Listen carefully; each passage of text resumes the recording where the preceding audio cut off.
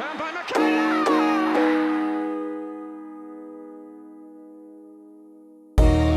Lovely cushion header. And Giroud! What a head, son! What a head!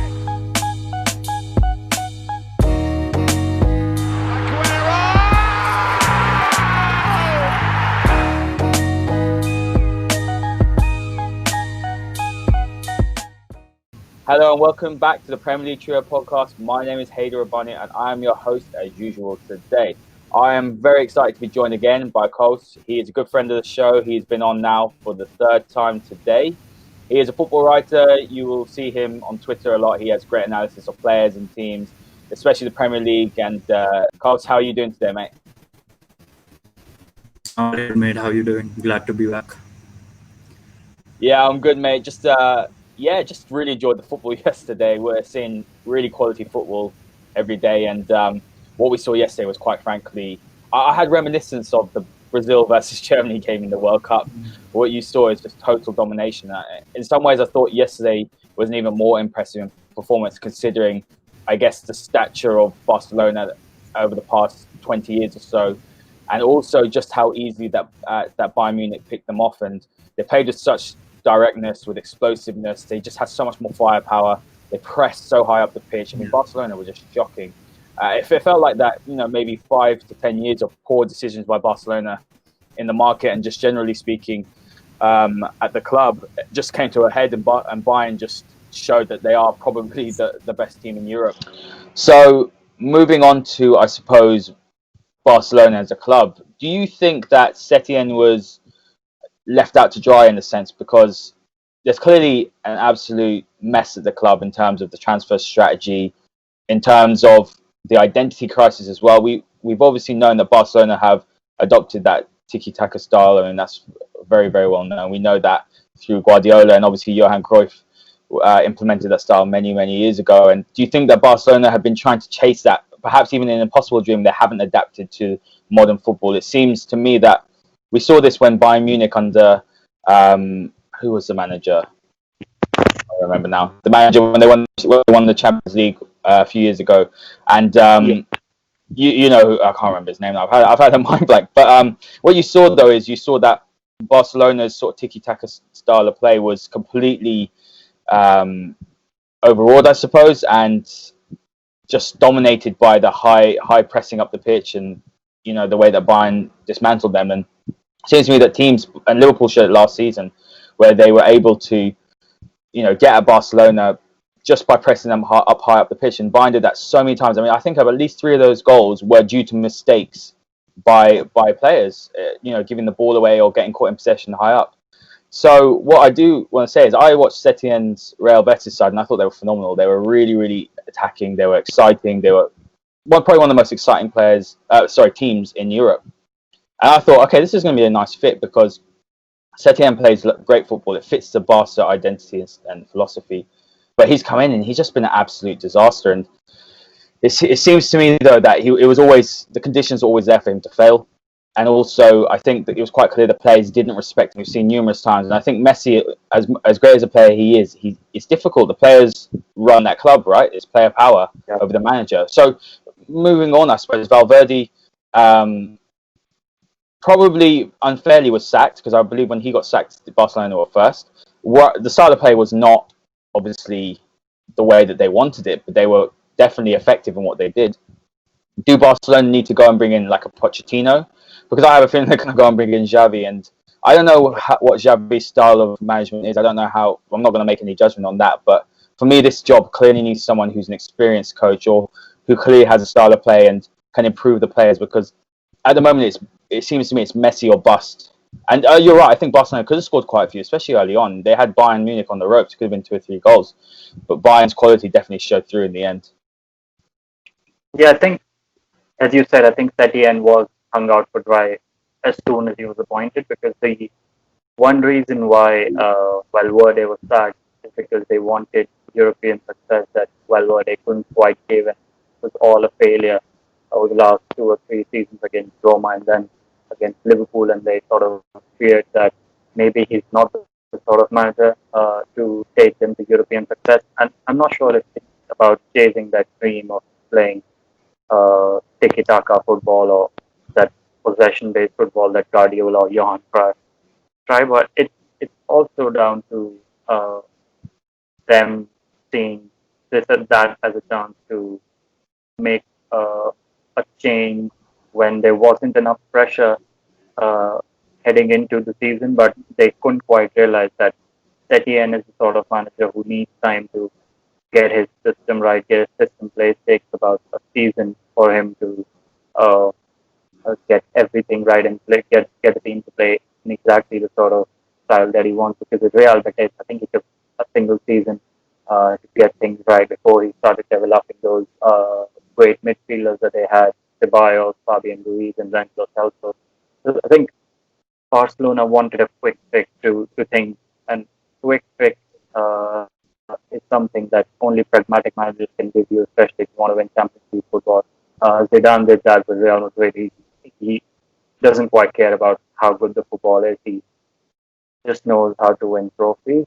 But Barcelona got that appointment really, really wrong in terms of what they targeted Setien to do. I think if they weren't quite intent on let's say if they didn't have the main target of winning Champions League this season, I think then Setien could have been an ideal candidate. But they clearly had ambitions of winning the Champions League, and they just thought that Setien is the man to win them that Champions League title, even though that team hadn't quite played brand of football that Setien wants them to play. The last time they probably played it was back in under Guardiola or maybe under Tito Villanova. So it was just gross misjudgment on Bartomeu's part. Yeah, I think I completely agree with that. It's a difficult one. Who do you think is going to be their next manager? Do you think they will look towards Pochettino? I know Pochettino said he doesn't want to join. As a United fan, I would actually prefer Poch to go to a foreign club, because I've got this sneaky feeling that if obviously Pirlo doesn't have a good season, then you might see Guardiola go over to Juventus at the end of next season, and then you'll see Pochettino join Man City, and I think he would do phenomenally well over there. But do you think that he would be a right fit? He would definitely be I don't think Pochettino's side at Spurs played a pure possession-based style of play. I thought they were, where they were at their strengths was obviously pressing high and that high intensity, high pressure. So do you think he'd be a good fit, or do you think they will go towards more of their roots and go for a Xavi?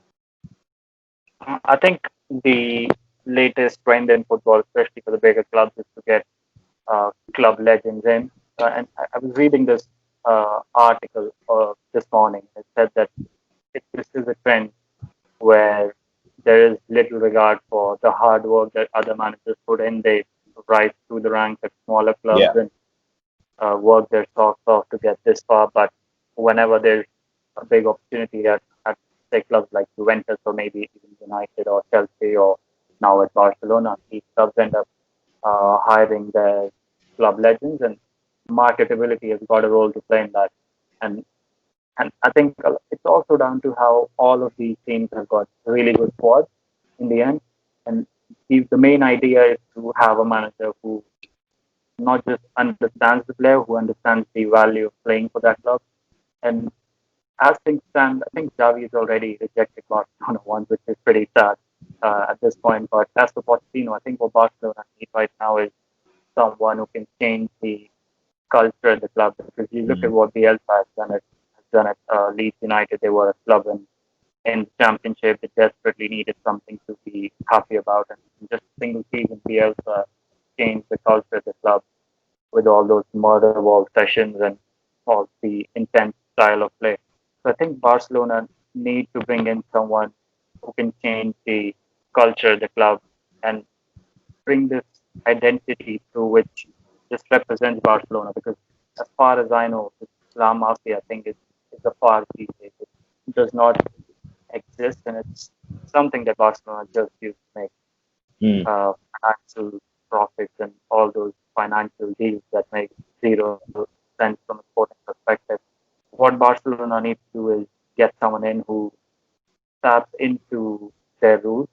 It can be Pochettino or maybe Xavi, because we don't quite know what Xavi will bring to the table, what his playing style is. But they just need a complete change there. They need a new playing style. First of all, they need a new president. They've got to get rid of Bartomeu first. That's where it starts from because Pochettino has had enough of being led down by CEOs, the owners, sporting directors, and he won't. He would need complete freedom to change everything at the club, make a completely new team, and bring in a new playing style, bring in a new mentality into that player. So it just depends on what Barcelona needs. I think this morning Bartomeu has said that they need a complete change. Everything needs to change from top to bottom, and he's even about to call for elections. Uh, in fact, this year or maybe early next year, even though the elections are next year, they probably call it a bit early. So it shows that he probably understands the need now that Barcelona are a club in status, they need a cultural change. And if they are looking to make a cultural change, I think Pochettino will be the man to do that. Although I'm not quite sure if he will want to be there or in his farm in Argentina. But if that's what they want, then I think Pochettino is the perfect man. Because Xavi might just suit what they currently want, but like like it is for Pirlo at Juventus, we aren't quite sure what he brings to the table right now. I've not seen enough of the team that he manages in Qatar. Pirlo's not managed a single game. He talked about how he wouldn't like to be a manager in the past, and he's now a Juventus manager. So you don't quite know what Xavi brings to the plate, but if Bartomeu stays, I think it's probably try for Xavi because, as I said, helps in the club's marketability. That's how things work these days. But if they need a cultural change, a cultural reset,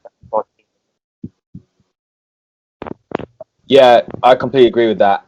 I just think they've got to really think hard. Now, I completely agree when you say that there are players that have, managers that or coaches that have moved up through the ranks. They're obviously very talented. They might have not played the game at a high level, and yeah, they're not being given chances. I'm not really a fan of this picking ex-players as managers because for me, it's always about getting the best manager that's out there, and that's why when United stumbled across Solskjaer, although it's worked out, and for those saying he doesn't have tactics, is just incredibly, just unfair. And I think you're looking at people that are saying that are probably still up Jose Mourinho's arse, which is just ridiculous. But no, what I will say is that I think the Pirlo one is staggering. I do think maybe they're just asking him to hold the ship for a little bit. I did speak to a few Juventus journalists, and they did say that there is that view that he's good friends as well with Agnelli, and they play golf together, so that would have been a factor. But I think they should be going for a manager who actually will manage and coach the team, because that's the important thing, and to change the culture and to actually be the one in charge. Because at the moment, for too long, Barcelona seems to be, the players seem to have all the power. It's like a sort of a nursery, and they're in charge. So let's move on. Before we speak about Man United and Sevilla, because that's why we're here, we're going to do a preview. I just want to talk to you about Leipzig's incredible victory against Atletico. I just thought it was such a great advertisement for attacking high press football against that Simeone low block. A lot of people are calling it the victory against anti-football. I'm just not a fan of the whole, Simeone compact low block sort of football. I mean, it's got, in some ways it's beautiful. The way they beat Liverpool was beautiful. Probably because they beat Liverpool, but it was still, for me, it was beautiful. And it has its effectiveness, and it can be attractive. But if you're a fan of a club and you're watching that week in, week out, it can absolutely get very, very boring and depressing, especially when you look at the players they've got, the attacking talent they have. And that's something that I've always wondered, is when João Felix probably could have gone to Man City, why did he go to Atletico, to a manager that wouldn't get the most out of his and develop him as an attacking player? So I want to ask you, how did Leipzig break down that Simeone low block, and what impressed you most about Leipzig's display? I was really impressed by Leipzig and their dynamic approach, actually, especially considering that playing against teams that play in a low block has been one of Julian Nagelsmann's weakness over the last 2 or 3 years, even at Hoffenheim. They struggled to break teams down in the Bundesliga this season as well, whenever teams played in blocks of 4-3 or whatever. And they had too many draws against lesser teams who play in that sort sort of style, and I think that's one of the reasons why their title challenge faltered after the second half of the season, because there was this good period where they were at the top, but they had too many draws at home when teams were willing to sit deep and defend against them. That's why that's when they really started to draw points. Bayern Munich started to take advantage of that. But against Atletico, I thought it was a reflection how much Nagelsmann has evolved as a manager. As I said, it was a big problem for them in the past, even in recent months. But in a big game against probably the best team when it comes to playing in a low block, the team that beat the European champions, it was always going to be a test of how Nagelsmann can put his team out. And I think he did really, really well. He came out with flying colours. And I think the 3-4-3 shape that they used against Spurs really helped them against Atletico, because they technically have fullbacks playing as centre backs, and that helps them in winning the ball as high up the pitch as possible. Like Lucas Klosterman was constantly moving up the pitch to create overloads in midfield, and to make sure that if Leipzig lose the ball, they can counter press and they can win it back as quickly as possible and keep the pressure on, keep moving possession. Hausenberg was happy to push forward at sometimes as well, and whenever Klosterman or Hausenberg pushed forward, and Nkunku or Savage just sort of dropped deeper to provide a bit of defensive support. In a way, they were sometimes man marking every single Atletico player as soon as they lost the ball, a bit like Atlanta did against PSG, and that's how Atlanta basically play sometimes. But a lot of times, both Nkunku and Savage, they were getting into those half spaces and forced both the Atletico fullback, Kieran Trippier and Unlodi, to come narrow and just expose their wide areas and get cutbacks in and sort of overload the middle part of the pitch and play those cutbacks, and they could have 3 or 4 areas in the middle of the park. And I think that's a bit of how the Tyler Adams goal came in as well. They had in a central area, they had 2 or 3 more players in there. So it was pretty cohesive, it was intelligent, and it was everything that Nagelsmann would like from his side. They had versatile players and intelligent players all across the pitch. They were constantly exchanging positions, and they never really allowed Atletico a moment of peace. And I think off the ball, they used that trademark Nagelsmann pentagon press. That's what they call it there. It's a man marking press where they mark the fullbacks out of the game and the midfield. It works against Atletico because their players aren't quite as technically adept as some other teams maybe, and in one-on-one situations they can't really go past you. So I think that really worked in Athletic and Leipzig's favor. If Leipzig had someone like United or Chelsea or Liverpool playing against them, and then they were using that kind of press, they could have had a much tougher time. So it was a coming together of the perfect Nagelsmann plan, and they, I think, rode their luck on the way as well. Yeah, no, I agree with that. I was so impressed, and one player in particular that did impress me was Dale Upamecano. I think he had probably one of the best games I've seen from a central defender this season. He was just an absolute colossus at the back. He was just so commanding. He just looked so calm. He was blocking everything. His passing range was excellent. He is exactly the sort of centre back United desperately need, isn't he? Yeah, I mean, since we need a left-footed centre back, I think Upamecano could probably be a priority maybe this summer, because this season we are probably looking at someone who is left-footed and breaks the lines that Matic usually breaks down. We saw what Fred was doing against Copenhagen. He almost gave away a goal there when I think it was Bailly and Maguire who actually blocked the ball from going in. I think what happens is that Matic usually drops deep to make a back three and play almost as an auxiliary centre back. So I think there could be a time in the future when United regularly play a back three that will take some burden off Matic and play as a sole midfielder when he doesn't have to let's say drop the players as centre back. But when it comes to Upamecano, I think we'll probably settle with Lindelof for the time being. There were reports which suggested that maybe Lindelof can get replaced in a while, but in a while suggests maybe he'll probably stay for another year. if we get a left centre back in, we'll have four defensive options there, which doesn't quite make sense for someone like Upamecano to come in. But I agree that in terms of the playing style that he has, he just suits United way too much because he's someone who picks out those spaces in which he could run into when he's on the ball, and he just makes these brilliant runs into midfield that that again suit how Leipzig want things to be. They want players who are positionally flexible, and I think what Solskjaer is trying to is have similar sort of players. If we have a wide player, he won't hug the touchline. He will constantly come inside, drop deep up, move into mid, players, a striker occasionally. We've got a defensive midfielder who plays as a centre back many times. Bruno Fernandes constantly moves across the pitch.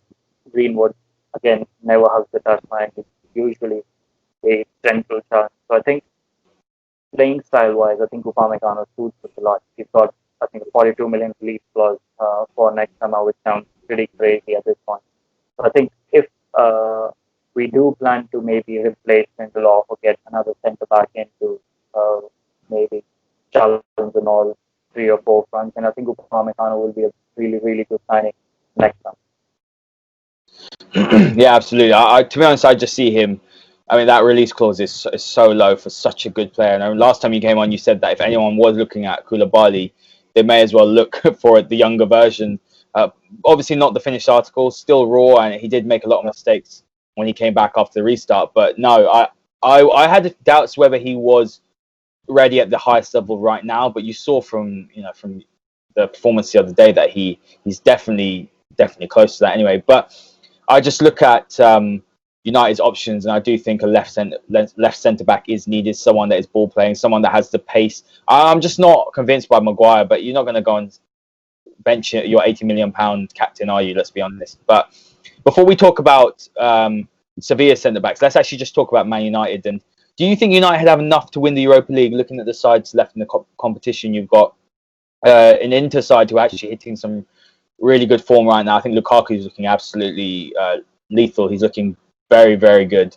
And I think he'll definitely have a point to prove. You'll have Young and Sanchez who will have a point to prove as well. I think that's a very tricky opponent.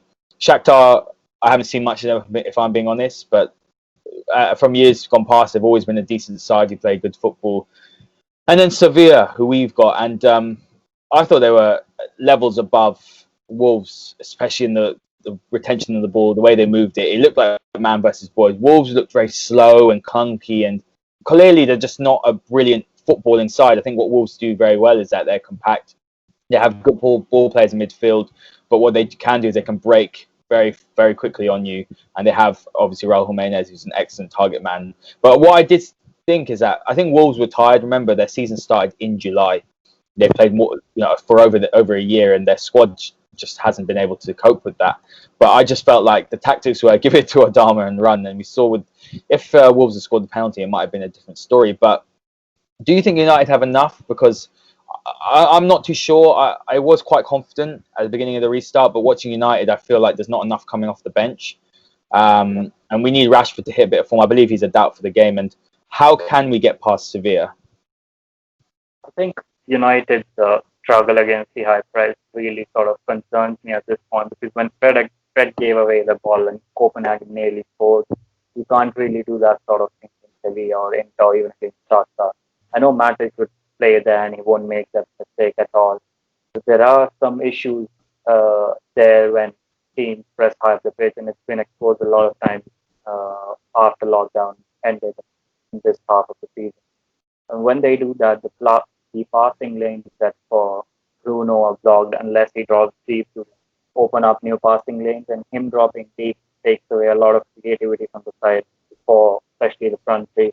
Or if Pogba opens up a passing lane, teams find it easy to not give Bruno too much space because they keep a high line, and easy to crowd Bruno out and keep him away from the ball, or just let them man mark him and dominate him physically. But that's where I think we need to be a bit flexible with strikers, and that's one place where I will probably criticize Ole a bit. As much as Martial has improved, he's become the perfect number 9 for our system. I think he just sort of drops deep when he doesn't need to when teams press high up the pitch, and he just needs to sometimes press, let's say, stretch the high line, stretch the high back line of I agree. opposition central areas, and make sure that uh, the likes of Bruno and Pogba have a bit more space to play in those middle areas, and Greenwood and Rashford will have some space to run in behind as well. And I think that's where a player like Odion Igalo can be used really, really well, because he's a much more of a target man or proper striker than Martial is. That's not a criticism of Martial at all, but Igalo just knows this art of sticking to a single centre back and pushing him as far back as he can and open up spaces for uh, the creative midfielders behind him. And Ole hasn't used him at all in such situations. That's a big criticism that I have for him. And again, it comes back to lack of a left-footed centre back. Because if we get a left-footed centre back in, then I think uh, we won't need Igalo as much as I'm saying, because a build-up play from deeper positions will become much more effective, and Bruno will have to stay where he is. He won't have to drop deep or get man-marked out of game. So in a way, those are, I think, more down to issues that the squad has. And again, we don't quite have players who can fix those issues. Galo obviously can, but we can't have a left-footed centre-back in that team at all, because the one we had, Marcos Pro, was pretty much useless, let's say. That is one thing which can cost United in the Europa League. And as you said, even I have doubts about them winning the Europa League. I think they can beat Inter, because Inter don't quite press high the pitch. They do, whenever they press to the front three with whoever's playing at number 10. Could be Ericsson or could be maybe Vecino, or Vicente doesn't quite play there constantly out with. That front three really are the only players who really press. They don't really press as much as Copenhagen did, or maybe Southampton did against United. They don't quite create those pressing triggers and those pressing patterns that other teams make it. And the way they've played this season is shows that I know they've been pretty good in the last two Europa League games, and they've looked good in quite a few Serie A games towards the end of the season. In that game against Atlanta, they looked pretty well. But one big weakness that they have is that as soon as they take the lead, they are always prone to conceding goals. They conceded against Leverkusen as well. They conceded against smaller clubs like Cagliari this season. They were 1-0 up against Lecce, and then they gave away a goal. There's been a lot of occasions where they tried to manage games when they were 1 goal up, 2 goals up, and then they struggled. There were 2 games against Sassuolo where they had a 2-goal lead. In the first game, they were, I think, 4-1 up or something, and they ended up losing 4-3 against Sassuolo. In the other game, I think it was 3-3 or something, where Conte those Ashley Young substitution. And Conte's, of course, made some weird changes in all competitions this season. He's taking criticism from a lot of fans in that regard. So I think we've got a higher chance of beating Inter at this point than we do against Sevilla, and I sort of doubt if we can actually beat Sevilla or not. Yeah, I completely agree, especially on the Igalo point. When I'm looking at our options on the bench, I mean, there isn't much, but Juan Mata did come on and change the game. And this is a point that I don't think, I know it's quite clear Oli doesn't really trust what he has on the bench. I mean, this is a clear indication. He's not going to go out like Jose and go and put a centre-back a midfielder in centre-back, or go and throw a tantrum in the press, because that's not what Oli's going to do. And in some ways, I do like that. But I guess, and we'll talk about transfers at the end, because I do want to get your opinion on who will sign. I think looking at Gabriel, I've watched him quite a bit this season. I think he fits the bill, especially in terms of the fee and in terms of the way he plays. He is a ball-playing centre-back. What I've really liked about Lille this season, I mean, they've got some really wonderful players. You know, obviously Osimhen's left as well. They've just signed Jonathan David, who I'm really excited to see play there. But when you do look at the way that he's played at Lille, he definitely played more of a deep-lying playmaker role. What really actually stood out to me was the way that how accurate he was with those long threaded passes, you know, through the lines that you were saying. He was very, very good at that. And also the way he was quite composed in the tackle. And what we'll do is we'll talk about, we might as well just jump into Jules Kounde and Diego Carlos before, and then after I'll ask you about where Sevilla's strengths and weaknesses are. But what we're seeing, obviously, is that United are looking for a centre back. Unfortunately, with the Jadon Sancho saga, and we'll touch on that later, but United are at risk of obviously wasting the whole summer chasing one player. But looking at the way that United's defence has played, there's definitely deficiencies there. The centre back partnership isn't working. Both Lindelof and Maguire are good defenders. I'm a fan of Lindelof. I think his aerial deficiencies are way overblown. I think he's a better player than Maguire is, if I'm being honest with you, as a footballer. But looking at the way Kounde played against Wolves, I thought he was phenomenal. Diego Carlos obviously is the one that's probably more highly rated, or more well known, I'll say, rather than highly rated. But a lot of praise has gone to both of them, and rightly so. And what sort of centre backs are there? And should United be considering players like them? Because obviously we've been linked to Torres, who I think is a good player as well. He's a left-footed player. We were linked to Ake, but obviously he's gone to City now. I don't think he would have been much of an upgrade. And then we've been linked with Gabriel. Gabriel looks like he's on his way to Napoli as and when Koulibaly leaves. So, yes, talk to me about Kounde and Carlos. And what sort of centre backs are there? And do you also think that Gabriel would be a good fit at United? Yeah, I really like Jules Kounde because he's a proper Monchi signing. He came to the club last time I was when Monchi came in from Roma. I think Sevilla paid about 22 million, 25 million euros for him. And when someone like Monchi invests so much money on a centre back, you should know that boy is special. Because Kounde is really progressive on the ball, and as soon as he gets the ball, he always looks to play a forward pass. He doesn't waste too much time playing sideways passes unless and until it's completely necessary. He likes to keep the ball on the ground and usually plays a lot of passing in the final third. I mean, he's direct with his passing, but he doesn't quite play those long balls into the final third. He likes to keep the ball on the ground.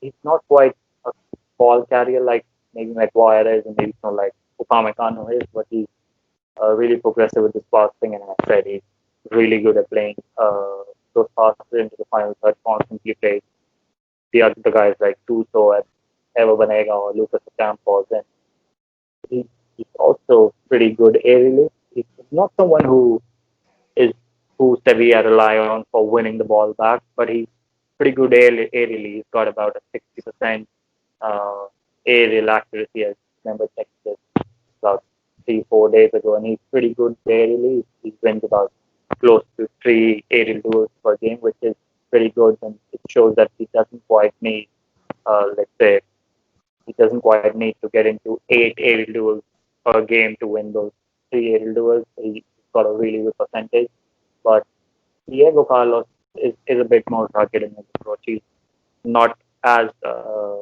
effective on the ball, or at least he doesn't have to be at Sevilla because Kounde does that job. He makes a lot more tackles than Kounde does. He's much more tougher to go past. That Kounde's got a smaller stature, so it's easy to go past him. He's still young, so of course he'll learn the future. But Diego Carlos is someone who looks to get involved in tackles. He applies more pressure against wingers, against forwards, and his role is actually completely different. So they have this playing style where they've got one centre back who's really good on the ball, and the other who may be good on the ball, but his role is completely different. He's more physical and rugged in his approach, and he usually play the ball into Kounde rather than passing the ball himself. But in a way, he's just the perfect partner for Kounde. And as for Gabriel, I think I'm currently working on a piece about Gabriel, doing the details, statistic analysis about him. I think I'm a bit surprised that we're not quite looking at Abdou Diallo from PSG because he does really well when it comes to those metrics that United are looking for. But for Gabriel, I think, as you said, he would be a pretty good signing for us. He's actually played as a defensive midfielder in the past as well. He played there for, I think, a couple of games for Lille early on last season when he initially broke into the team under Christophe Galtier. But he's really good on the ball. He's someone who is better at carrying the ball when compared to someone like Pau Torres, because Pau Torres is someone who likes to more like a stand and deliver kind of defender. He likes to keep the ball moving. He won't carry the ball into midfield, won't break lines with his dribbling. Pau Torres is actually a really good long ball player, which Gabriel is as well. So Gabriel is a much more complete player than Pau Torres is. He's again the proper Lille type signing who came in from Brazilian second division club Hawaii, which is baffling, but that's what Luis Campos usually does. Uh, he's I think he's pretty comfortable at playing at centre back. He's also played in a back three this season where Jose Font has usually been that Diego Carlos, like destroyer. So he's got that sort of a perfect partner beside him as well, like Kounde has. So I think if even if the price is about like say 30 million, which is being quoted, the offer like 20 million. So not quite sure what the price exactly is. So it'd be probably around 30 because 20 seems a bit of a stretch. So I think Gabriel will probably be the best option out there for United. I think the problem with Pau Torres is that when teams press high at the pitch, so let's say United come up against Southampton, they'll need confident dribblers, the ball who can dribble past those presses and play the ball into Pogba or Bruno Fernandes. Gabriel can do that, but I've got doubts about Torres can do that. And we've been linked with Benoit Badiashile as well. I like him as well, but Very young. said he's pretty young. He's about 18 or 19. I remember writing about him about last year or something. And Thierry Henry actually gave him his debut in a Champions League game, which just shows how responsible a player. But I was talking to some Monaco fans recently. They say that he didn't quite have a good season. He's pretty average in some games, and he's got, even though he's pretty tall, he's got deficiencies in the air. So that's one thing I'm a bit worried about. So I think maybe just taking a D2 to Bayer Leverkusen and developing there, because even they've got a very a good system for ball playing centre back. So I think KBL is probably the best possible option out there. I absolutely hate it if we end up signing Tyron Mink, because I don't think he's good enough. No, it's not good enough. Yeah. It's not good enough. What United need to do is they need to look at their options, and this is the way I see it. That you look at Harry Maguire, and if Harry Maguire is your best centre back, you've got problems, because that's your ceiling, right? You can't get any better. But if you've got Maguire as your second choice centre back, still your captain, because I think he does bring leadership qualities, and I think Maguire is disrespected. I mean, if you look, and this is a problem with Twitter, right? Is that you saw the way that Varane had an absolute shocker against City, and Koulibaly had a really bad game against Barcelona, and automatically they're bad players. And I think, people actually have to give Maguire credit that he's not as bad as people are saying he is, but he's got major deficiencies and flaws to his game, and those flaws come with his lack of pace is just really, really poor. And when you're playing a high line like you will do at Man United, you need someone next to him that's going to be able to counter that, which is why on paper, Baye and Tuanzebe are better fits for him. I think aerial presence in either box. But what he does really need is, but I don't think actually Maguire's actually that greater passer of the ball. I think Lindelof's much more has much more quality in his passing and his range and his vision than Maguire does. Maguire, what he does do well is he can carry into midfield, I think. Yeah. But I wouldn't say that Maguire, I think it's overblown how good his passing range is. But when you look at Gabriel, I mean, do you think it's a possibility he could come to United from what you've heard? Or do you think it's inevitable that when Koulibaly does go, there is essentially a gentleman's agreement that he'll replace him and he'll flourish there, I think, at Napoli? Yeah, I think that's it, because I remember talking to a journalist about 3 days ago when that gentleman's agreement came up, and he just told me that if Napoli end up selling Koulibaly this summer, it'll be Gabriel who comes in. No other clubs are exactly in that zone where they are so far advanced in talks for him that they're close to signing him, because it said that Everton and Arsenal and United are the other clubs who are just taking note of his situation, because what United have currently is a list of 3 or 4 players in there who could probably play as a left-footed centre back and help Maguire with the pace attribute and all that stuff. So they've not quite identified a main target yet. They were linked with Joe Rodon back in January, February, and March. but they've not quite decided yet on who their main target is in that position. They're saying Pau Torres probably is. I'm not quite sure about that. Too expensive though, isn't he? He's got a release Yeah, clause. yeah, he's got pretty 60 million or something release clause, which again is treading the same waters as Maguire, especially considering he isn't quite a ball carrier and he's more like, as I said, a stand and deliver type of defender. He won't cover up for the deficiencies that Maguire has when it comes to his lack of pace on the turn. So I think Gabriel is probably off to Napoli, so we'll probably have to change the direction a bit. As I said, I'm pretty surprised that we're not quite looking at Abdou Diallo. He's done not quite played regularly at PSG, but Thiago Silva is now leaving, so it's still unclear if PSG are looking for a centre back or not. There is a chance he ends up at Koulibaly ends up at PSG, but it seems like City are probably getting him. So it just depends on what United's shortlist is, which I don't quite think they are paying too much attention on because they're still into the Sancho stuff. So once all that is done, they'll probably have solidified it. They'll have concrete list or concrete first choice about who they want. I think that's quite a worrying thing. I think for United fan, I'm just saying from I suppose my point of view that United should have identified who they wanted in each position. I know they've got a list, but they should definitely know who they want as centre back. I think they've probably got a tiering where obviously if they wanted to go for a top bracket choice centre back, I think Upamecano and Koulibaly, for the price that's been quoted, those would be their choices. But if you're dropping down, I suppose, into where the fee is more reasonable, I think Gabriel would definitely be one of those. I think Ake would have been one of those as well. Obviously, he went for much more than any of us expected, but I think City paid a premium just to get him in, and I think, to be honest, you might see even play a left back. But no, I think we'll touch on Sancho later because I think United fans are getting very touchy about it. And actually, I was on a podcast yesterday with Manuel Vet, who's a German journalist, and I believe he works for the transfer market, and he has some very interesting things to say, not particularly positive. So we'll touch on that later. But let's go into let's break down the way Lopetegui has Sevilla playing, because it's difficult to forget that Lopetegui was actually sacked, wasn't he, as Spain manager on the eve of the World Cup. Took the Real Madrid job again. Absolute horror show over there. It did not work out, and one might have thought his career was definitely over at the top level, and or not over, but would have been difficult at the top level.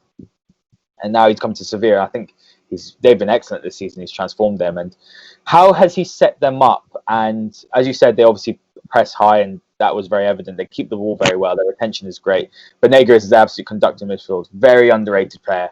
Anyone that watches Premier League football should go and watch Ava Banega play, because there's for me, the striking similarities with João Moutinho, but he's even better than João Moutinho. Yeah. If people think João Moutinho is good, just go and watch Banega play. He could still completely tear it up in the Premier League. Obviously, there's been issues with Banega's attitude, I believe, over the years, which is perhaps why he hasn't made the move to a much bigger club. But I believe he played for Inter. I don't know if he did. You can correct me. But yeah, but it didn't work out for him. But where are the strengths in this Sevilla side? How has Lopetegui set them up? And what are the weaknesses that United can exploit? I think Sevilla play a pretty progressive brand of football, and the way they build from the back is a bit like Liverpool likes to, because they have centre backs who are good on the ball, especially Kounde, as I said. The idea is to build up and make sure that the midfield three is pretty compact, and having a compact midfield allows them to make sure that Sergio Reguilon and Jesus Navas warm up the pitch. And one of the three midfielders, it can be anyone, can be Fernando, can be Nemanja Gudelj, can be Joan Jordan. One of them has to drop in as a centre back and make sure that they almost play a 3-4-3. So when they do that, the fullbacks is going forward, and that's a main part of how they play, because we've seen how good Sergio Reguilon has been this season. He's not exactly been a revelation, because he was pretty good at Real when he played under Santiago Solari as well. But I think the way Sevilla play, it's a lot down to how their fullbacks almost play as wing backs. I mean, as soon as they progress the ball up the pitch into, let's say, beyond the halfway line, their wide players, Lucas Ocampos, and of course, Suso, they almost turn themselves into inverted wingers, because they come inside the pitch, allow the wing backs to just bomb forward and then almost play like wingers instead of wing backs.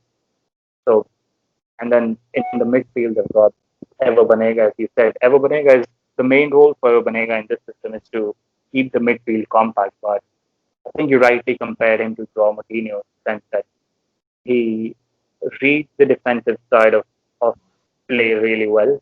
But when Sevilla like to make overloads in wide areas, he just pops up in those wide positions really well. And that's where he really conducts play. He won't exactly pick up uh, those direct balls with maybe Luke De Jong, but he'll just keep the play ticking there and make sure that the fullbacks move forward and one or two or Lucas Campos, they score or they create those vital openings in the final third. So because the main emphasis of this system is to keep the ball as much as they can. Because last season, I think they played the third most number of passes for 90 minutes in La Liga. So it says a lot about how they are in possession. And it's the main purpose of that is to make sure that the midfield stays compact like Liverpool wanted to be. They go into a back three, as I said. As, as soon as they lose the ball, it's not like it's almost certain that they press high up the pitch because we've seen in just the last two games that they often like press hard the pitch and they're really good when you do that because they've got about let's say 5 players in the final third when they move into a back three. But there have been games in La Liga that I've seen in which they're not quite pressing hard the pitch, they're just relying on solid or compact midfield to win the ball back from the opposition because their midfield is sort of midfield which won't get into one-on-one situations on the ball against the opposition because that's not quite a trait for them. They'll rather sit deeper and play those sideways passes like maybe Jordan Henderson does or James Milner does. So that's a big strength of theirs. And when it comes to their weaknesses, I think Sevilla are sometimes happy to play a back five when the opposition plays a 4-3-3, and that's where they just sort of teams end up restricting their creative elements in wide areas. They clearly can't make those overloads in the wide areas like Lopetegui likes them to do. But they sometimes just play those long balls forward to Luke De Jong, and that allows them a pretty quick out ball, and it's very, very effective plan B because Luke De Jong at one point for me was one of the most complete strikers in European football back in his days in the Netherlands. I really liked him. Yeah, and then he went to Newcastle, didn't he? And he struggled on loan, but Yeah, wonderful player back in the day for sure. I was surprised to see him yeah. at Sevilla. I didn't realize he played. There was a point when I thought Barcelona should probably get him because there was a point when they needed a player like him, a striker like him, but they ended up signing Parkwell and that it all went down from there. But they Sevilla can often be really flexible in terms of their approach, and a lot of it is down to Luke De Jong himself. If United, let's say, if United play a 4-3-3 or 4-2-3-1, United will probably restrict Sevilla from the Sevilla fullbacks from moving too far up the pitch because they'll stick to where Greenwood or Rashford are, and they'll have this mental thing where they know that these are pretty quick players and they can't. I mean, they will probably get the ball and run at us and have a lot of space in behind, and they've got a 2-on-1 or 3-on-2 in the middle of the park, and then that's how United will score. So I think that's one weakness of Lopetegui's side, and one thing that United should look to counter playing a 4-3-3 or even a 4-2-3-1 with advanced Greenwood and Rashford being pretty advanced at the pitch. But I think the way we we drew against Liverpool was very interesting. We played a split striker formation, which really seemed to have exposed Liverpool in a lot of games because Unai Emery played that sort of a system against Liverpool when he was at Arsenal, and Arsenal I thought did pretty well in that game until they messed up defensively. Carlo Ancelotti played that diamond 4-4-2 with split strikers against Liverpool and beat them. So I think that's one system where um, we can probably get those uh, Sevilla centre backs, Diego Carlos and Kounde, of course, into 2v2 situations. But the thing is, you've got to play on the break. And and Sevilla really like to create those overloads in the wide areas. And the left back position is one where I'm really concerned because even though I really like Ben Williams and the tenacity that he has, the passion that he has, and he often looks pretty inconsistent off the ball. There's been Agreed. times when he's absolutely pocketed Adama Traore, but he struggled against Copenhagen. Sometimes Varela absolutely. I mean, I think he went past him twice or thrice, and Williams had absolutely nothing to do. And Rasmus was playing pretty well, and he sometimes turned him about, and Williams couldn't do anything. So that's one part of the pitch where I'm really concerned about for United because a lot of what Sevilla do comes from the right side of the pitch with Suso almost dropping in as a number 10 between the lines and Navas bombing forward from that side of the pitch. So that's a problem area that United will probably get exposed at, and that's where we'll really miss maybe Luke Shaw. Yeah, it's really funny how Luke Shaw's actually emerged as someone who is integral to Ollie's system. And if you actually look at the way Luke Shaw plays, what he's done, which I like, since the restart, he's been much more direct, hasn't he? He's been overlapping Rashford, creating space, allowing Rashford. Because something I have noticed about Rashford is he's definitely not playing to his full potential. I think it's to be expected when you've had such a severe injury and to come back. But what Rashford has impressed me with is definitely his ball playing ability. He's picked out some incredible passes from deep. It's definitely a side of his game that's improved, and I think he's been allowed to do that because Shaw has actually created space. He's pulled the fullback wide. He's provided that extra half yard of space so Rashford can take that inside pockets. But I would agree with you on Brandon Williams, and I was quite vocal about Brandon Williams after the Copenhagen game, which I thought had a really bad game. I think he's had several bad games in the space of the last 2 or 3 weeks, where I just don't think. One, I don't like a right-footed left back, and if you look at the way Ollie wants to play, and you're looking at your right back, who's Wan-Bissaka, evidently Wan-Bissaka is not going to be the most attacking outlet. We know that he's not going to go and be an Trent Alexander-Arnold, for example. What Wan-Bissaka is very good at is obviously his defensive side of his game. He's improved his crossing, but he's never going to be the most offensive fullback. So you need your left fullback for balance purposes to be more attacking, I would say. Who's providing more of the width, who's making those runs, overlapping runs outside of the left winger. My issue with Williams is that because he's a right footer, it automatically is going to cut in on that right foot, right? He's going to take those spaces that Rashford takes. And also we see that Bruno takes some of those spaces and Pogba takes some of those spaces in the left channel.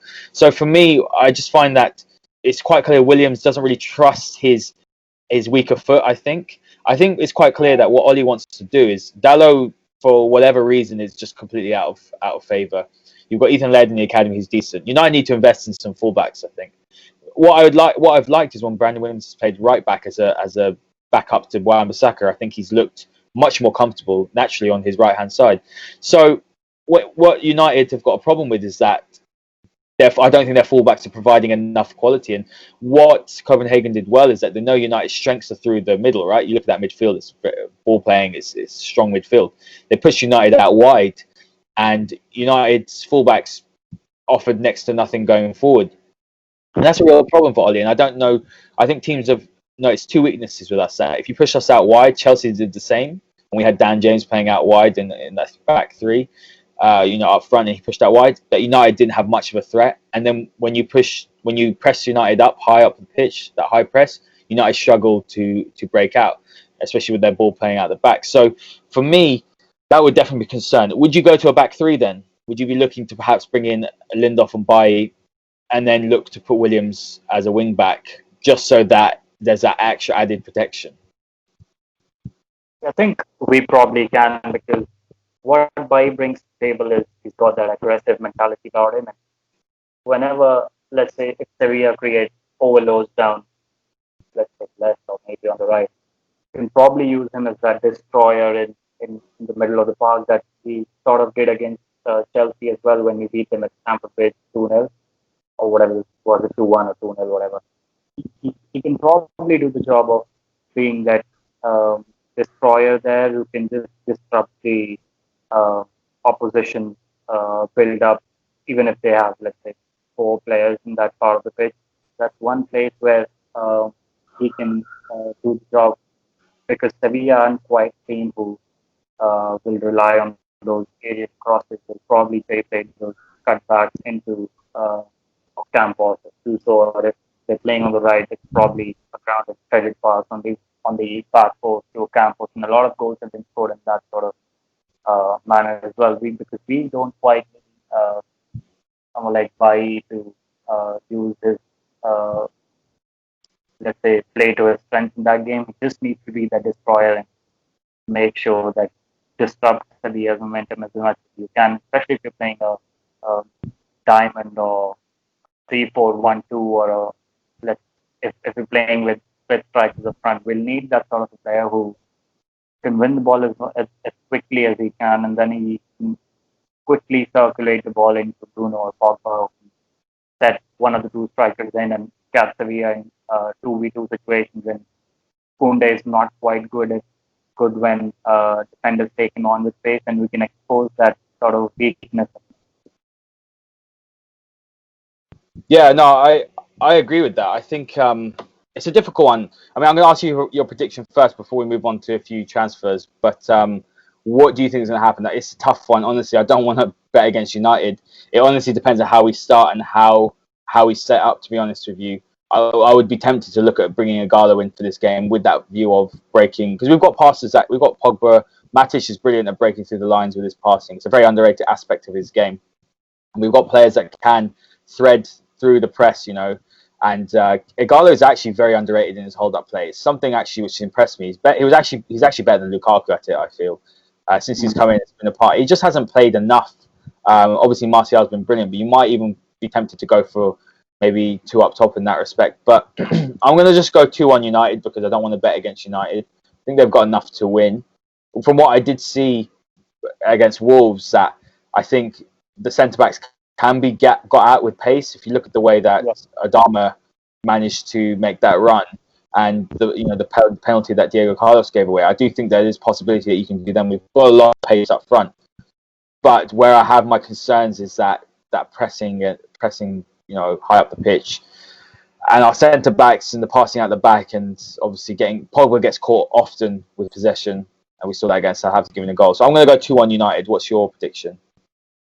Yeah, I think I'll probably go 2-1 as well, but I think this might just go into extra time. But I'm just trying to be as safe as possible because I don't want to bet against United and give them as much chance as possible in this game. I think I'll probably say that this might just go into extra time because on paper you look at those teams, they have the to maybe nullify each other. United shown that they are pretty good at playing in a low block. We've won a lot of games in that sort of fashion where we quickly play the ball to the strikers and then defend deep when the opportunity comes. So we've got the sort of skill set or mentality or let's say or tactical flexibility to play that way as well. And Sevilla are probably just as tactically flexible. So it's a game which I think has got a draw written all over it in the full 90 minutes, and it can probably go either way in extra time, but I'll probably go with United because obviously.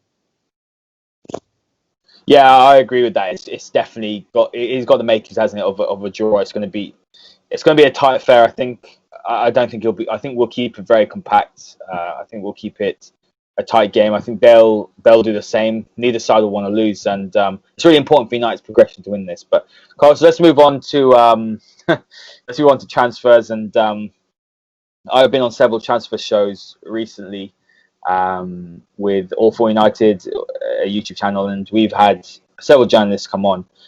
What surprises me is the amount of differing information that's out there, and how completely different ends of the spectrum there are. You've got people saying that United have agreed personal terms with Jadon Sancho, and I'm going to start with Sancho because that's all that we're seeing on our timeline.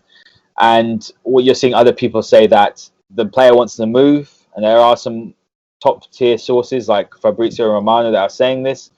There are suggestions that all parties are willing to negotiate, but what is very clear, and I think this is what people don't understand, is that I think Dortmund, there's a lot of song and dance in the media about it, and I think Dortmund are very aggressive in the media at the moment saying he's not going to move. They've got Hummels and Witzel saying saying that Sancho's going to stay. It seems to be an onslaught. And United have been very strangely quiet, I would say, with the media. I know there was that briefing to the British media about a week ago saying that no deal has been agreed, I believe. But what I will say is that Dortmund don't need to sell.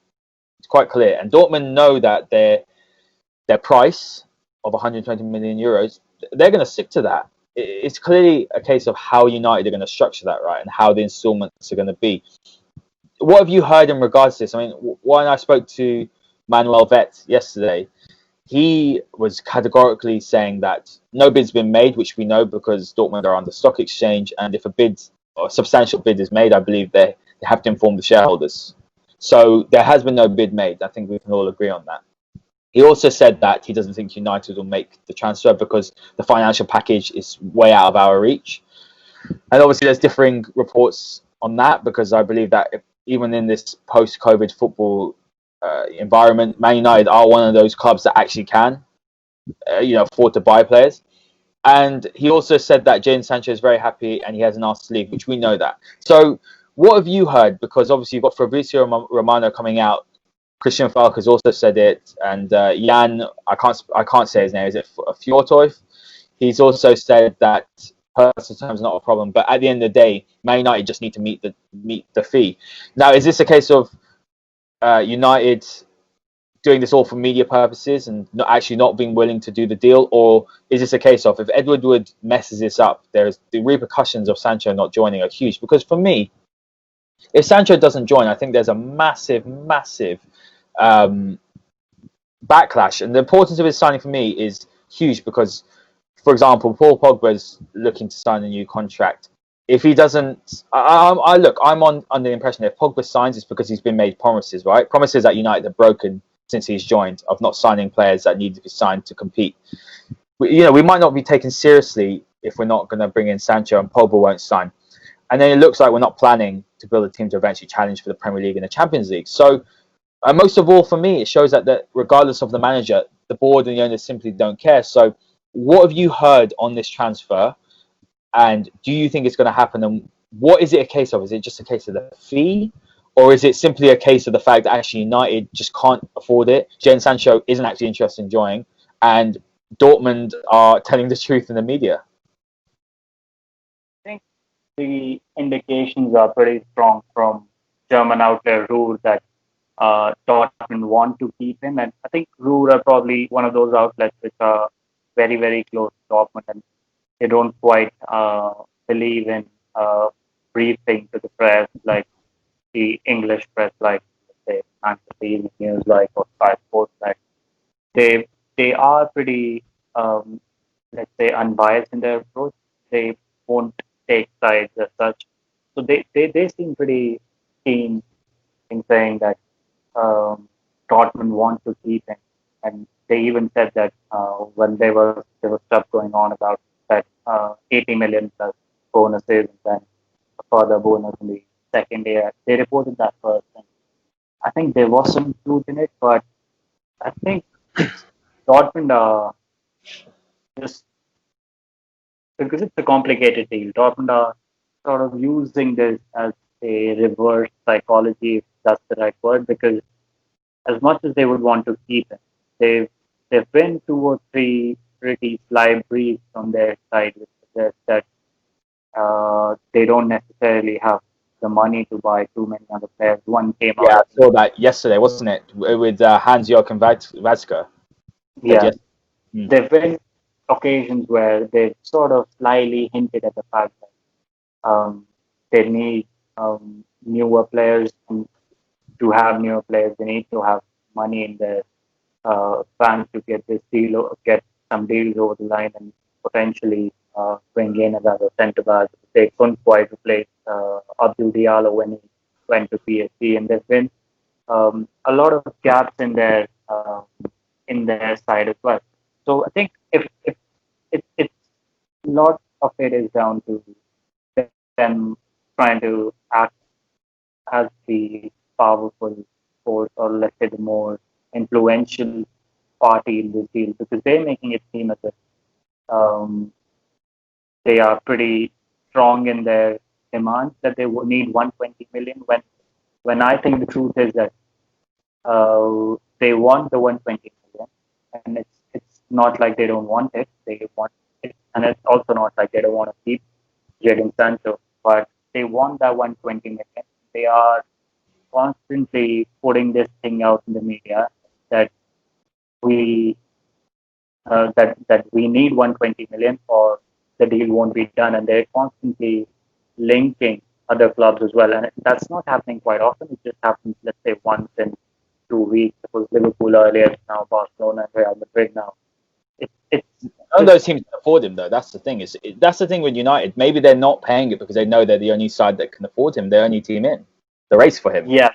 yeah, that's the thing, and that's the most frustrating thing because it's been about a month since this thing is going on, and United are yet to make concrete bid for him.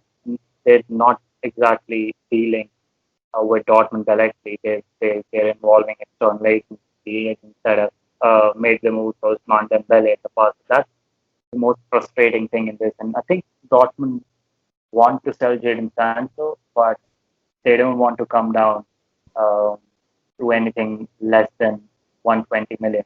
It's not like they're forcing Sancho to stay there, but it's just that the same thing that probably Fabrizio Romano has hinted at as well, that um, they would be happy to keep him, and Jadon Sancho will be happy to stay as well. He's got no problems in staying there as well.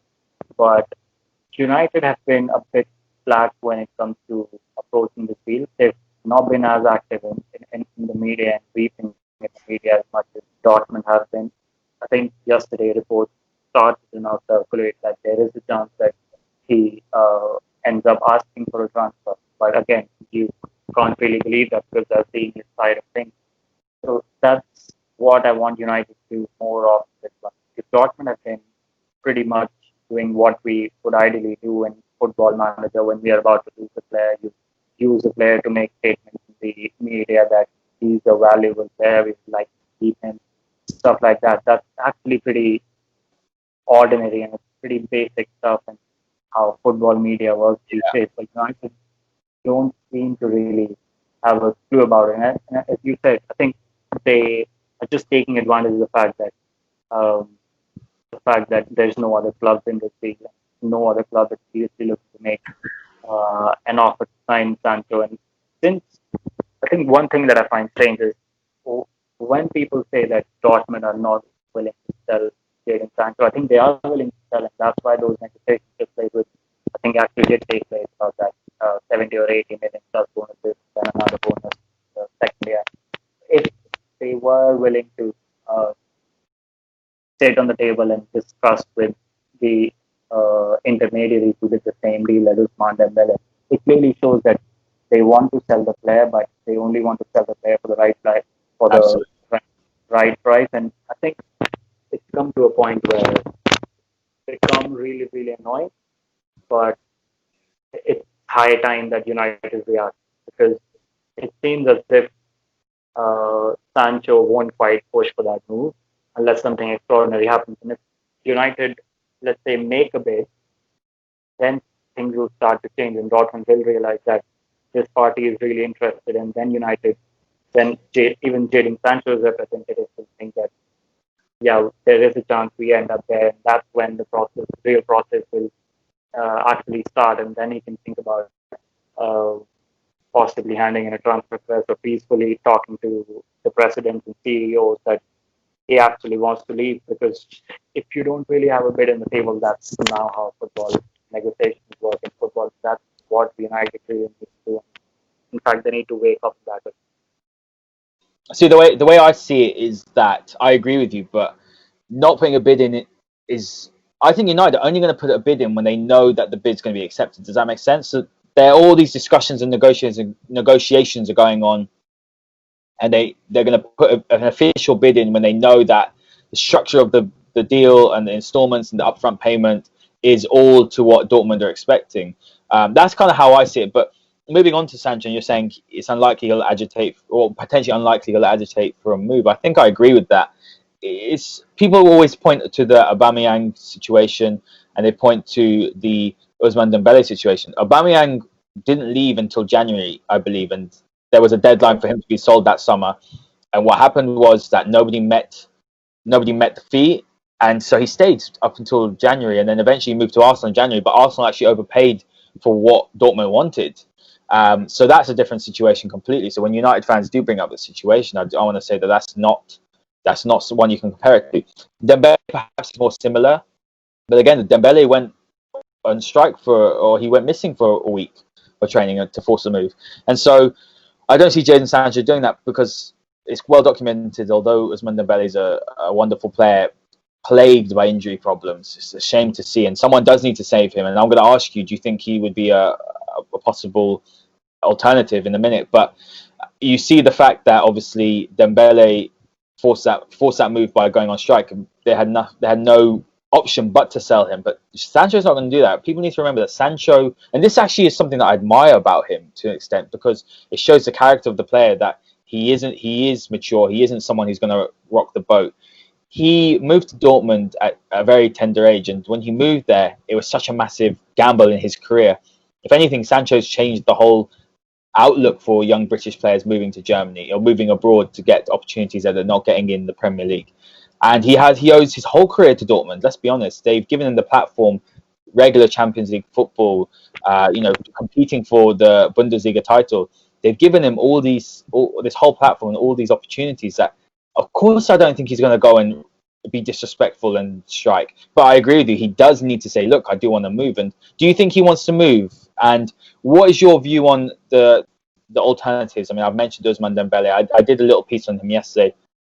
Talent-wise, he's phenomenal, but that injury record, he's been out for 581 days, and that's a total of 60 games since moving to Barcelona in 2017, which is a big gamble. But I do think, if we can get him fit and playing and committed, he could be a wonderful loan option.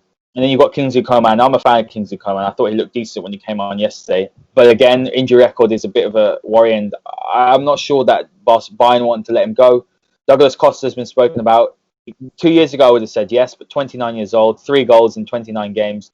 But Juve are trying to shift him. I don't think he's good enough, quite frankly. He's not the right age profile either, and I don't think he's prolific enough in terms of assists and goals. And then you've obviously got the Gareth Bale rumours. His attitude stinks for me.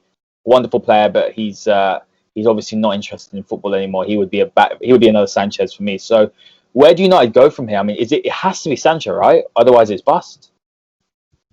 I think it's again down to good scouting and how much recruitment.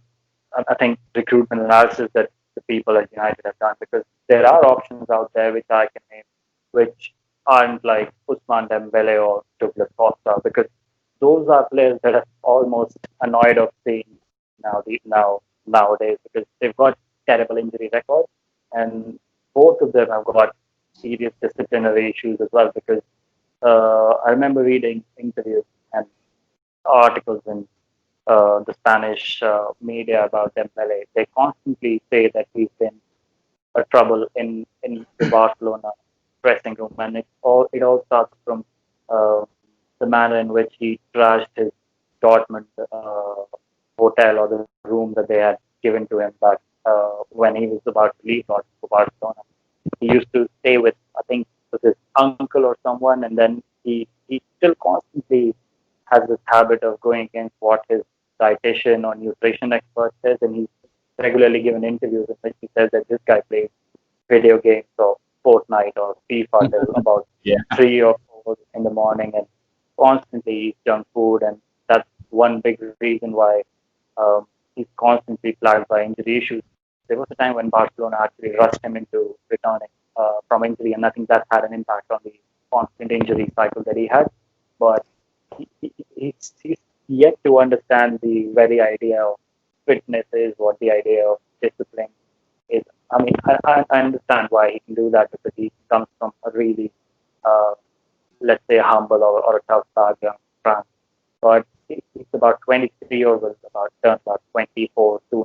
This is the age where the careers of footballers really get stagnated, and it's come to a point where he really needs to change his ways, or he's running out of time, and his career will probably end up seeing him back at Rennes in France once again. And as for Costa, I think plays about half the season for Juventus. It's been the case for the last two seasons. When Sarri came in, I thought he could probably reignite him like Guardiola used Costa at Bayern Munich in the one season that they were there together. But Costa is also not just injury issues, he's got the fitness issues where, disciplinary issues where I think it was in summer of last summer, I suppose, I think, when he was not supposed to, he was not given the permission to travel to a party that I think Neymar had organized in Paris, but he never took permission from the club and then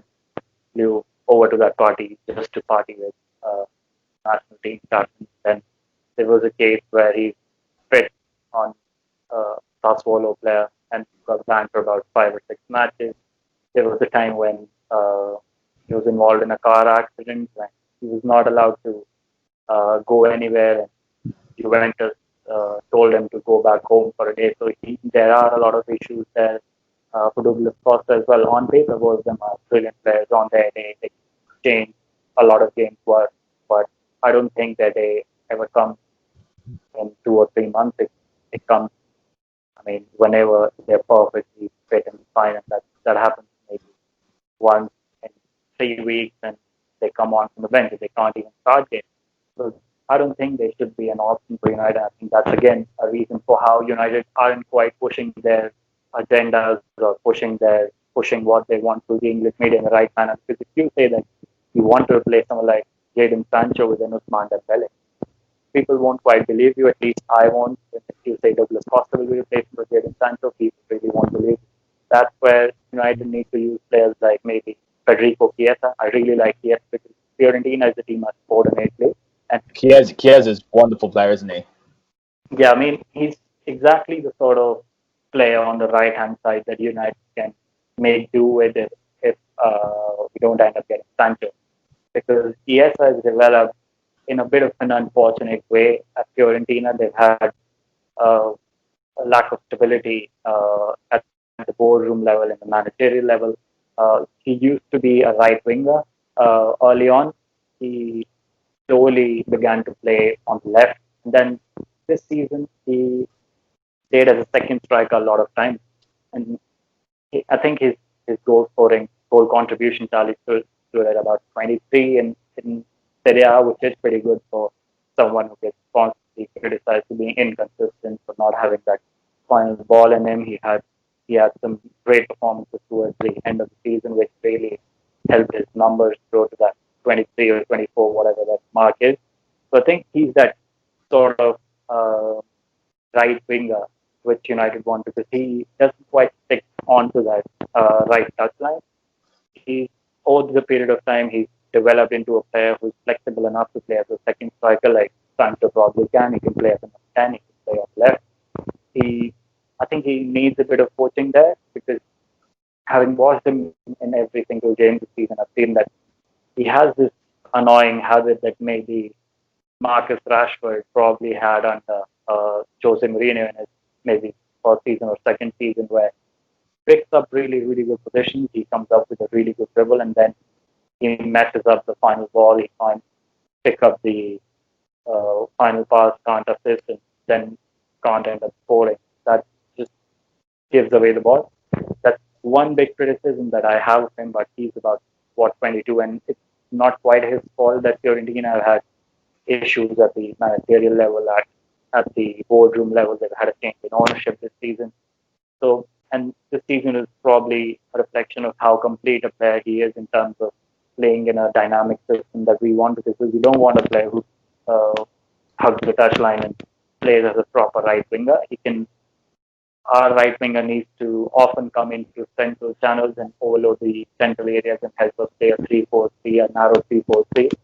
Yes, I can really, really do that. He's only 22, but as I said, Fiorentina have had instability at the managerial level even this season for that, but Ole has shown that he can develop forward players in a really, really good manner. Chiesa knows proper English. He knows perfect English.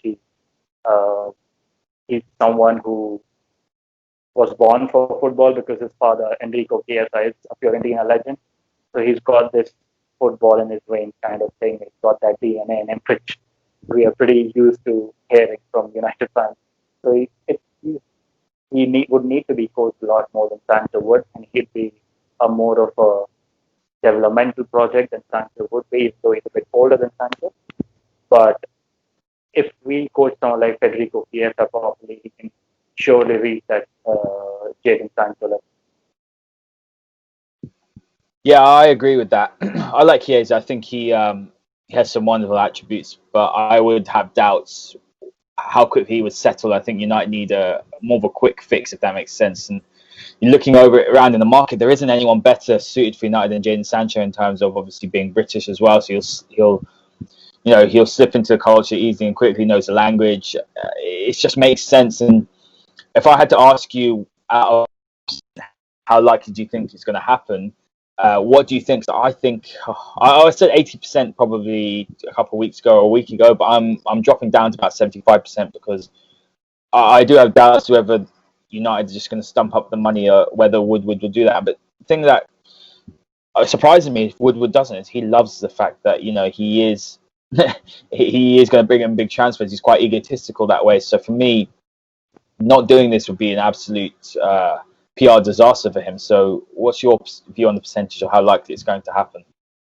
I think about 2 weeks ago it was probably 85 or 90%.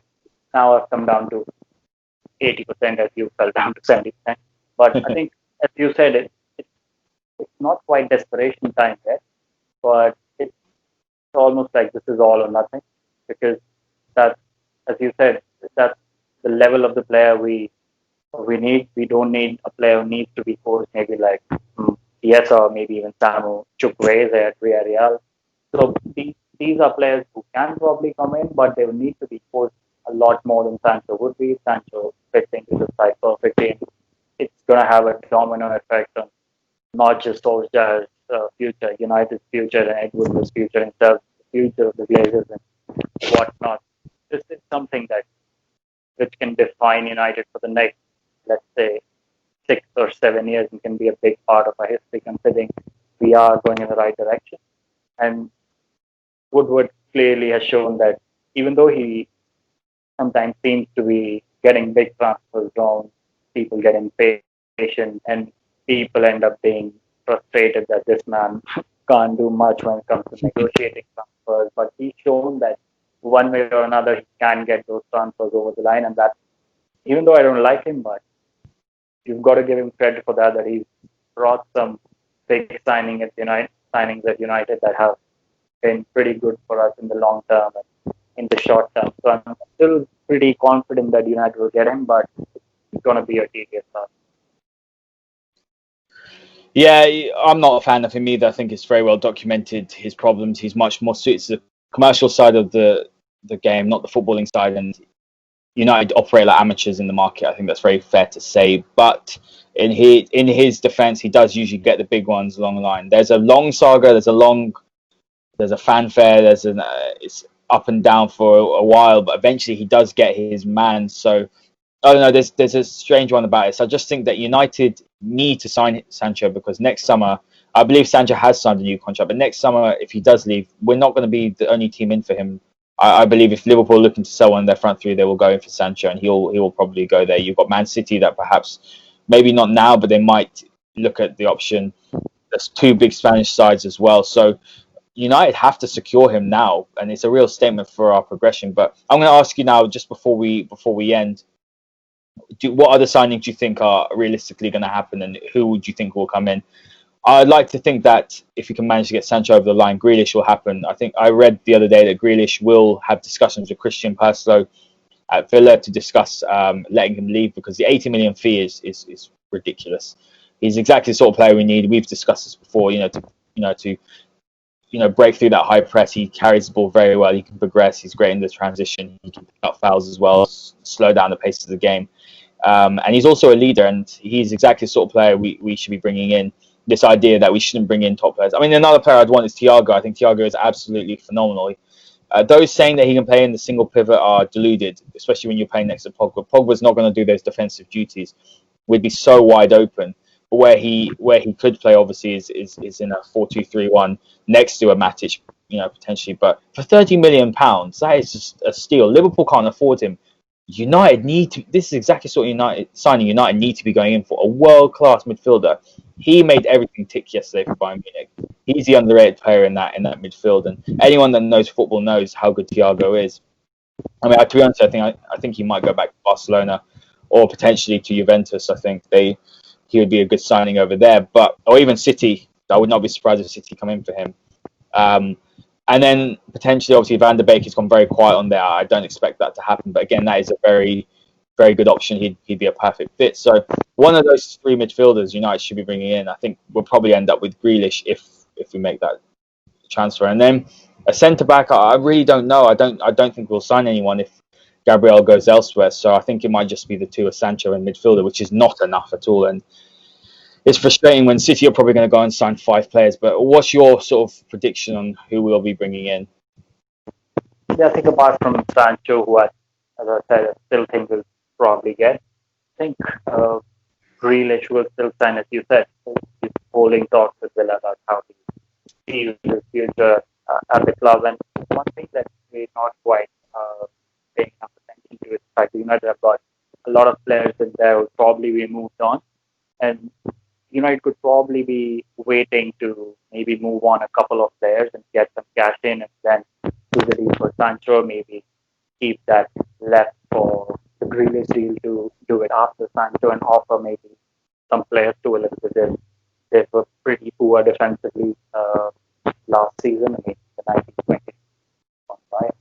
I think someone like Chris Smalling or maybe even Phil Jones can do a job for them. He's much more experienced than anything that they can have at the back at this point of time. There's no real option for them unless they go back to maybe Belgium or France to sign some centre backs.